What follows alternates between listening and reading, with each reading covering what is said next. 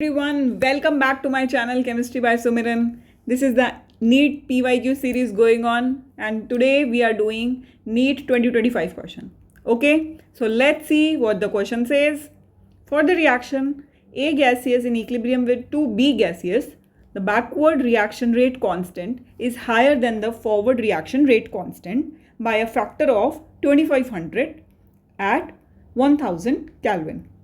Given is the R value, that is universal gas constant, is equals to 0.0831 liter ATM per mole per Kelvin.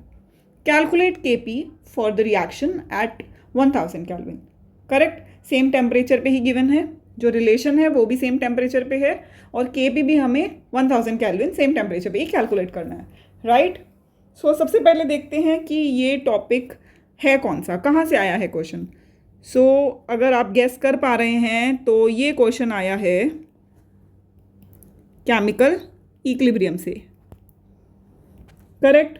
अब ये expected होता है कि chemical equilibrium में अगर question आ रहा है तो वो केपी केसी रिलेशन को यूज़ करेगा, ऑब्वियसली, करेक्ट। चलिए, अब केपी को कैलकुलेट करने के हमारे पास दो ही तरीके हैं। या तो हम क्या करें, हम प्रेशर की टर्म्स में सारी वैल्यूज़ को यूज़ करके केपी के साथ एक रिलेशन बनाएं, पर यहाँ पे प्रेशर की कोई बात ही नहीं है। इसके बाद नेक्स्ट रिलेशन आता है, दो ही रिलेशन है, के P is equals to K C R T raise to the power del n ji.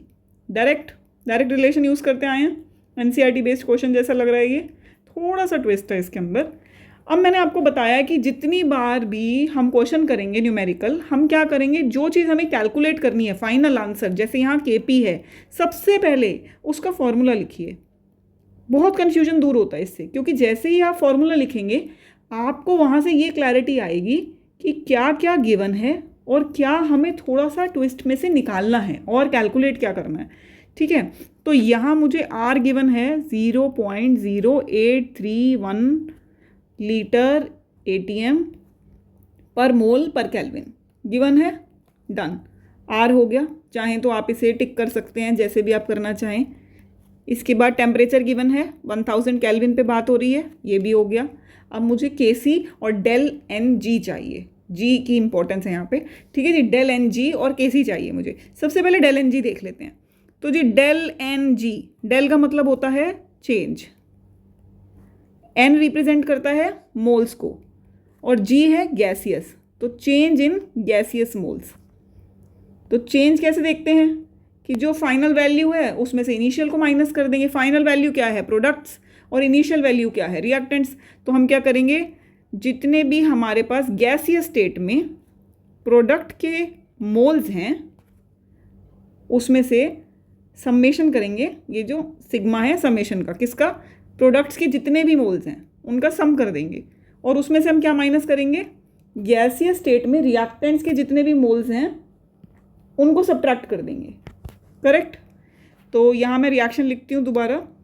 Reaction दी हुई है हमें A gaseous and equilibrium with 2B gaseous, correct, ठीक है। तो रिएक्टेंट के कितने मोल्स हैं यहाँ पे, 1 मोल है ए, और प्रोडक्ट्स के कितने मोल्स हैं, 2। तो डेल एन जी की वैल्यू बन जाएगी यहाँ पे 2 - 1 दैट इज 1, करेक्ट। अब आते हैं, डेल एन जी हो गया, अब आते हैं नेक्स्ट।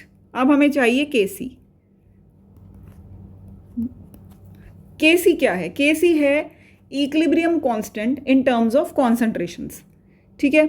अब अगर हम इक्विलिब्रियम की बात करें तो इक्विलिब्रियम पे क्या होता है, इक्विलिब्रियम पे कॉन्सेंट्रेशंस इक्वल होती हैं, may be may not be, हो भी सकती है नहीं भी हो सकती। कॉन्सेंट्रेशंस का इक्विलिब्रियम से कोई भी इक्वल होने जैसा रिलेशन नहीं है।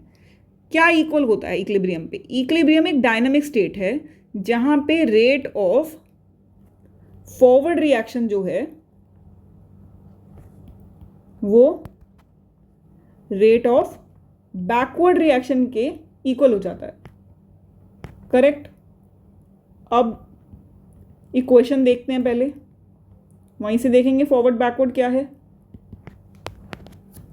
ये रहा A gaseous in equilibrium with 2B gaseous, ये फॉरवर्ड रिएक्शन के लिए रेट कांस्टेंट है।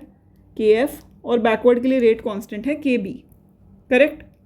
एज्यूम क्या कर लिया, ये ऐसे हमें पता ही है कि फॉरवर्ड के लिए KF ले लेते हैं, कॉमन सेंस है, बैकवर्ड के लिए KB ले लेते हैं। अब जब मैं फॉरवर्ड जा रही हूँ तो A जो है वो मेरा रिएक्टेंट है, करेक्ट।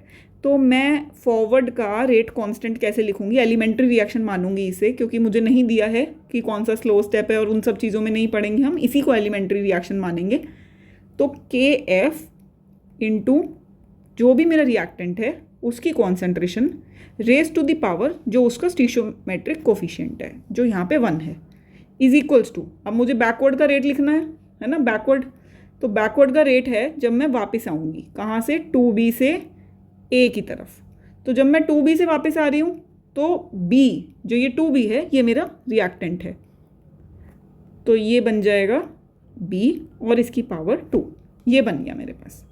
अभी हमने क्या किया, अब हम ऐसा करते हैं कि जो सारे कॉन्स्टेंट्स हैं उनको एक तरफ ले आते हैं, रेट कॉन्स्टेंट्स को, और यहाँ पे क्या करते हैं, जो कॉन्सेंट्रेशन टर्म्स हैं उनको एक तरफ ले जाते हैं। आपने जब इक्विलिब्रियम कांस्टेंट का एक्सप्रेशन निकाला होगा कि प्रोडक्ट बाय रिएक्टेंट है raise to the powers of stoichiometric coefficients, तो ये ऐसे ही निकाला होगा। फिर हम क्या करते हैं कि जो KF बाय KB है ये तो खुद ही अपने आप में कांस्टेंट बाय कांस्टेंट है, तो यहाँ से हम एक नया कांस्टेंट डिफाइन कर देते हैं KC, जिसे हम कहते हैं इक्विलिब्रियम कांस्टेंट कॉन्सेंट्रेशन की टर्म्स में। अब KC और KP के रिलेशन में यही तो KC था, करेक्ट। तो ये मेरे पास एक और एक्सप्रेशन आ गया, इस एक्सप्रेशन को A कह देते हैं, या A तो हमारा रिएक्टेंट है, इस एक्सप्रेशन को क्या कह देते हैं, चलो Z कह देते हैं, करेक्ट। अब क्या हुआ, अब आते हैं क्वेश्चन पे। क्वेश्चन क्या कह रहा है हमें, क्वेश्चन ने कुछ बात की थी, बैकवर्ड रिएक्शन रेट कांस्टेंट है ना, इसको रीड करते हैं। देखिए बैकवर्ड रिएक्शन रेट कांस्टेंट मतलब किसकी बात कर रहा है, ये KB की बात कर रहा है। KB क्या है, is higher than the forward reaction rate constant, KF से हायर है। कितना हायर है, 2500, कितने पे, 1000 केल्विन पे। 1000 केल्विन सेम चल रहा है, हम लेके चल रहे हैं 2500 टाइम्स KF कर देंगे तो मिलेगा हमें KB। मिला रिलेशन, मिला KF KB का रिलेशन, ठीक है जी। अभी इसको लिख लेते हैं कि KB जो है वो KF से बड़ा है, कितना बड़ा है, 2500 टाइम्स बड़ा है KF से, ठीक है। तो हम क्या करते हैं कि अगर हम KB कॉन्स्टेंट्स को इधर ले आएँ तो ये ऐसा रह जाएगा 2500 और नीचे 1, क्योंकि डिनोमिनेटर 1 हो गया है ना। पर एक सेकेंड, आप इसे कंपेयर कीजिए अपनी Z इक्वेशन से। आपको कैसे निकालना है, जिसके लिए आपको KF बाई KB चाहिए, ये आपको रेसिप्रोकल रिलेशन दे रखा है क्वेश्चन में, ठीक है। तो हम क्या करेंगे, इसको KF बाई KB बनाने के लिए, तभी मैंने यहाँ पे डिनोमिनेटर में 1 शो किया, क्योंकि रेसिप्रोकल करने वाले हैं हम इसे, ठीक है जी। ये हो गया मेरा, और यही मेरी KC की वैल्यू हो गई, मिल गई KC की वैल्यू, अरे वाह वेरी गुड, मिल गई KC की वैल्यू, ठीक है जी। अब देखिए यहाँ से क्या करेंगे, इसे हम Y बोल देते हैं, बस इसे हम Y को यूज़ कर लेंगे, यूजिंग Y, किस में यूज़ कर रहे हैं Y को, in KP is equals to KC RT power del n 1 आ चुका था, ठीक है ना। तो आइए KP, मैं कैलकुलेशन भी करके दिखा रही हूँ आपको, ताकि बच्चा मुझे बार बार ये कंप्लेन करता है मैम फॉर्मूला भी आ गया, वैल्यूज़ भी डिटरमाइन कर ली, मैम कैलकुलेशन में बहुत टाइम जाता है, कैलकुलेशन करके दिखा रही हूँ मैं। ये लिखा मैंने KC 21/2500, न्यूमरेटर में क्या है 8.314, सॉरी 8.314 नहीं, जूल्स वाली आर की वैल्यू नहीं रखेंगे, दी हुई है क्वेश्चन में लीटर ATM वाली, 0.083 इनटू टेम्परेचर है हमारे पास 1000, और ये आ गया 1 है ना, डेल एन 1 आया था, डेल एन जी था जो।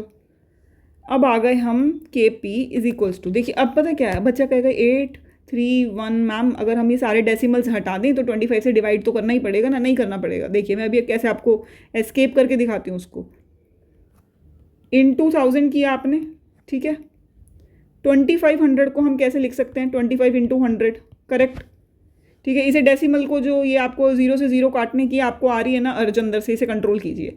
देखिए अब मैं क्या करने लगी हूँ, मैं 25 को हटाने लगी हूँ डिनोमिनेटर से। 25 का टेबल अगर मैं ले लूँ तो 25 इंटू 4 100 हो जाएगा, करेक्ट। ये 1, ये हो गया 400 और एक 0 और है, एक 0 और, यहाँ से 0 से 0 की कैंसिल, करेक्ट। मल्टीप्लिकेशन आ गई, सिंपल मल्टीप्लिकेशन है, नीचे 10 रह गया, 4 12 यहाँ आया 1, 32, 33 और ये हो गया 0 पॉइंट और इसे कर देते हैं 0.03324। बताइए कहाँ कैलकुलेशन में फंसे? नहीं फंसे ना कैलकुलेशन में। थोड़ा सा पैनिक क्रिएट नहीं करना है, थोड़ा सा आसानी से। ये क्वेश्चंस कैसे आएगी कैलकुलेशन मैम एग्जाम में दिमाग में? ये आएगी जब आप कैलकुलेशन करेंगे।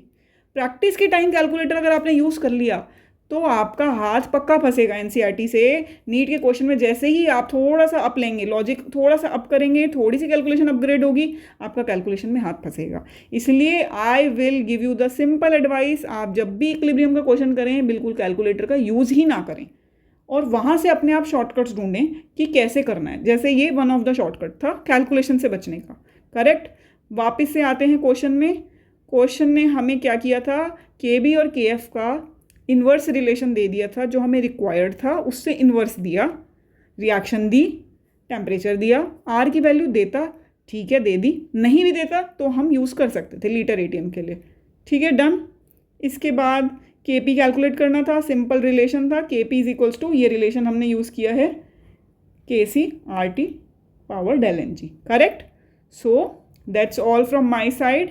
Please take care of your self. You can follow me on Instagram at chemistry by Sumiran. That is my Instagram handle. And now I'll see you in the next question. Till then, please study well and study hard. Bye bye. Take care.